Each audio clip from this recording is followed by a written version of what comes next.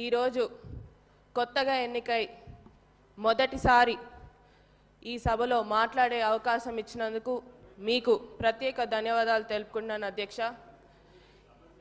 మెయిన్గా ముందుగా మా నారాయణపేట నియోజకవర్గం అంటే ఎప్పుడైనా గుర్తొచ్చేది వెనుకబడ్డ ప్రాంతం, ఎప్పుడు కూడా పట్టించుకోలేదు, నీళ్ళ సమస్య చాలా ఎక్కువగా ఉంటుంది.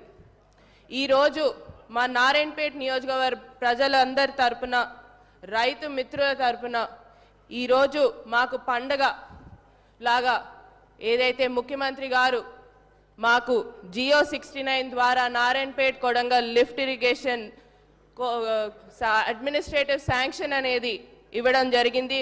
2,945 కోట్లు ఇవ్వడం జరిగింది. దానికోసమని ప్రత్యేకంగా ముఖ్యమంత్రి గారికి మరియు ఇరిగేషన్ మంత్రివర్యులు ఉత్తమ్ కుమార్ రెడ్డి గారికి ప్రత్యేక ధన్యవాదాలు తెలుపుకుంటున్నాం అధ్యక్ష.